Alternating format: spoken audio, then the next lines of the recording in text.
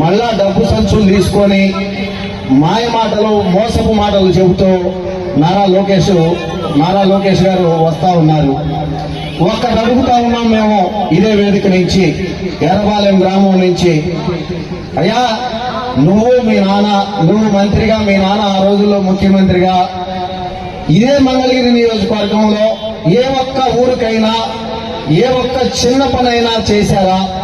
అలా చేసుంటే మీరు ధైర్యంగా ఈ రోజున వెళ్లి ఆయా ఊళ్ళు కానివ్వండి, ఆయా వార్డులు కానివ్వండి, ఆ ప్రజల దగ్గరికి వెళ్లి 2014-2019 మధ్య చంద్రబాబు నాయుడు ముఖ్యమంత్రిగా ఉన్నప్పుడు, నారా లోకేష్ మంత్రిగా ఉన్నప్పుడు ఈ పని చేశామని చెప్పి ధైర్యంగా చెప్పగలుగుతారా అని చెప్పి అడుగుతా ఉన్నా నేను.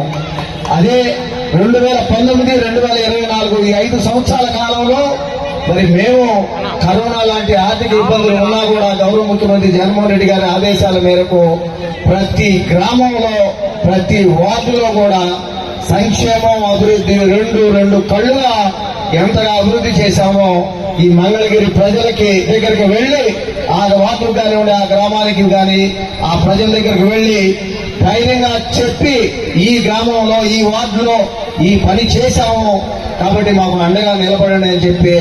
Please subscribe .news.